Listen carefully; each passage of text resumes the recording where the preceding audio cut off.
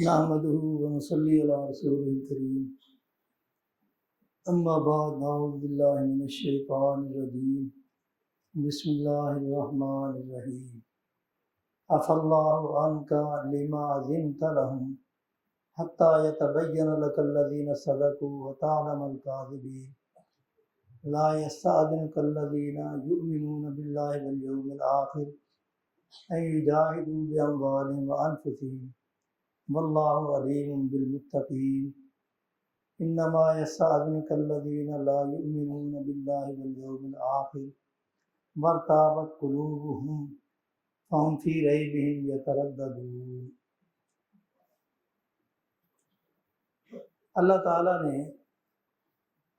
قرآن مجید میں ہماری دنیاوی رہنمائی بھی کی ہے اور دین کے معاملہ میں بھی ہماری رہنمائی کی ہے۔ جنگ تبوک کا تذکرہ ہے کہ رسول اللہ صلی اللہ علیہ وسلم نے تمام صحابہ کو یہ حکم دیا کہ آپ نے اس جنگ میں شریک ہونا ہے، کیونکہ ریاست کو یہ اختیار ہوتا ہے جب ضرورت ہو تو سب کو وہ دعوت دے سکتی ہے۔ رسول اللہ صلی اللہ علیہ وسلم نے اسی پہ عمل کیا، لیکن منافقین انہوں نے آپس میں مشورہ کیا کہ ہم نے تو جنگ میں جانا نہیں، تو ہم ایسا کرتے ہیں کہ کوئی نہ کوئی بہانہ بنا کے رسول اللہ صلی اللہ علیہ وسلم سے جنگ میں شرکت نہ کرنے کی اجازت لے لیتے ہیں، اور آپ کی عادت کا انہیں معلوم تھا کہ اگر کوئی عذر پیش کرتا تو آپ عذر قبول کر لیتے۔ انہوں نے جھوٹے عذر تراشے اور رسول اللہ صلی اللہ علیہ وسلم سے اجازت لے لی، اور ان کا ارادہ یہ تھا کہ اگر آپ اجازت نہ بھی دیں گے تو پھر بھی ہم نے شریک نہیں ہونا، کیونکہ معاملہ جو ہے مقابلہ بڑی طاقت کے ساتھ ہے، اور وہاں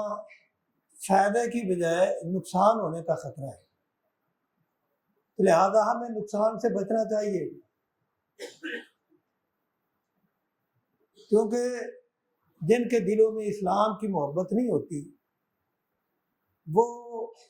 اسلام کے مقابلہ میں دنیا کو ترجیح دیتے ہیں۔ ان لوگوں نے اپنے دنیاوی مفادات کو ترجیح دیتے ہوئے رسول اللہ سے اجازت مانگی اور آپ نے اجازت دے دی۔ تو ایسے موقع پہ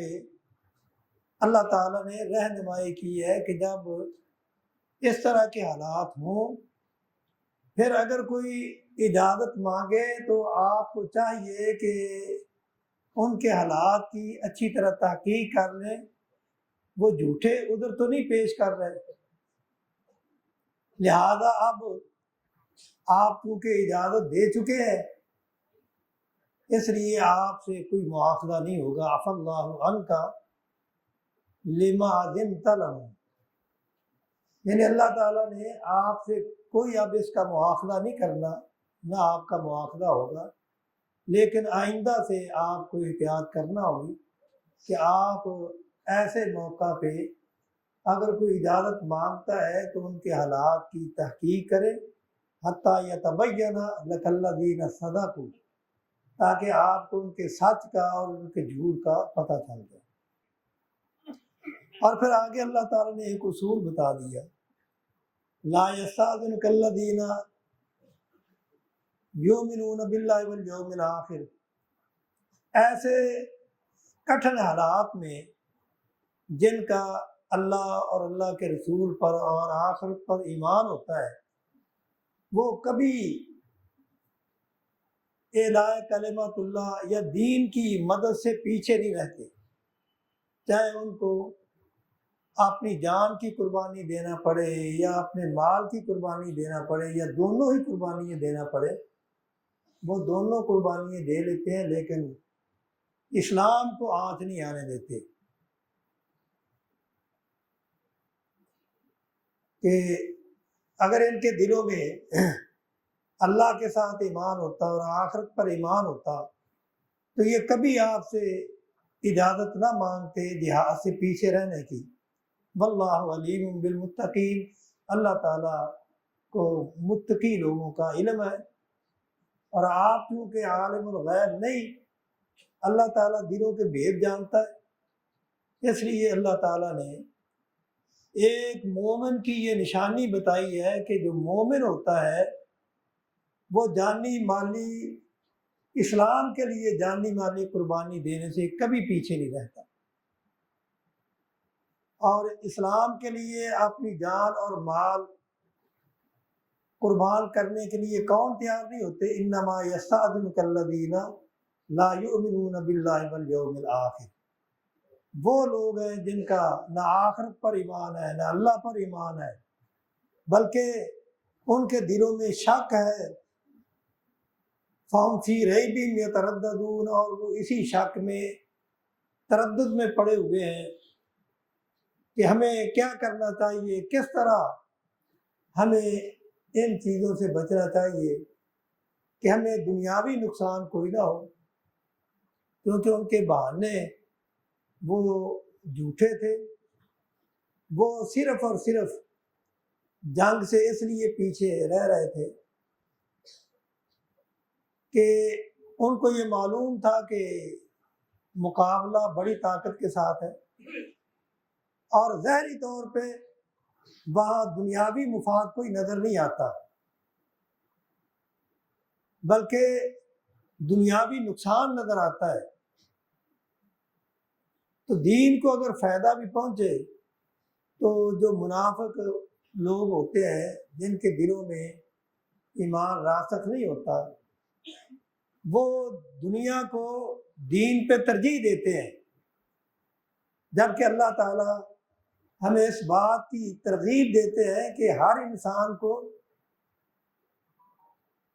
دنیا کو ترجیح نہیں دینی چاہیے، بلکہ دنیا کے مقابلے میں دین کو ترجیح دینی چاہیے۔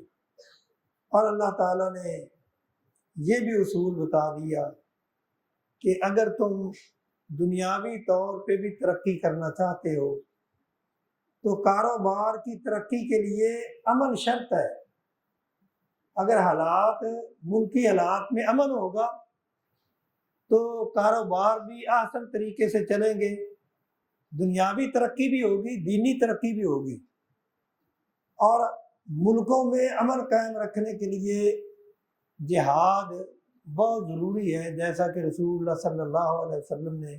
حضرت ابو ہریرہ رضی اللہ تعالیٰ عنہ کی حدیث ہے، آپ نے فرمایا کہ جو مومن ہوتا ہے وہ امن قائم کرنے کے لیے ہر وقت گھوڑے کی لگام اپنے ہاتھ میں پکڑ کے گھوڑے کی پشت پہ سوار ہو کے سرحدوں کی حفاظت پہ وہ ڈٹا رہتا ہے، تاکہ کوئی شر پسند اسلامی سرحدوں میں آ کے فساد برپا نہ کرے، کیونکہ جب ملکوں میں فساد ہوتا ہے، بد امنی ہوتی ہے، تو نہ آدمی عبادت آرام سے چین سے کر سکتا ہے، اطمینان سے کر سکتا ہے، نہ کاروبار اطمینان سے کر سکتا ہے۔ اس لیے اللہ تعالیٰ نے امن قائم رکھنے کے لیے جہاد کو فرض کیا، اور اہل ایمان کو یہ ترغیب دی، اگر تم دنیا اور دینی اور دنیاوی ترقی کرنا چاہتے ہو اور اپنے ملکوں میں امن رکھنا چاہتے ہو تو تمہیں ہر حال میں جہاد کی تیاری کرنی چاہیے۔ اللہ تعالیٰ ہمارے حکمرانوں کو یہ بات سمجھنے کی توفیق عطا فرمائے، تاکہ جو چیزیں امن کو قائم رکھنے کے لیے ضروری ہے یہ ان چیزوں کو اپنائیں۔ اللہ تعالیٰ ہمیں عمل کی توفیق عطا فرمائے۔ وآخر دعوانا